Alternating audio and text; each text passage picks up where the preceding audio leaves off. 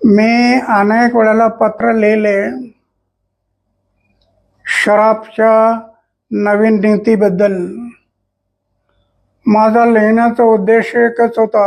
आज दारूमुळं महिलांवरती अन्याय होतात, अत्याचार होतात, त्याला आळा बसला पाहिजे. आणि दारूमुळं भांडणदंडे वाढतात, मारामाऱ्या होतात, कधी कधी मर्डर होते. ही दारूची नीती संपवली पाहिजे. पण त्याच्या डोक्यात बसलं नाही आणि त्याने दारू नीती केली. शेवटी त्या दारू नीतीमध्ये त्याला अटक झाली. आता जी अटक झाली ते सरकार आणि तो बघून घेतील. आता ज्यांची चूक झाली त्याला सजा मिळालीच पाहिजे. मी अनेक वेळेला पत्र लिहिले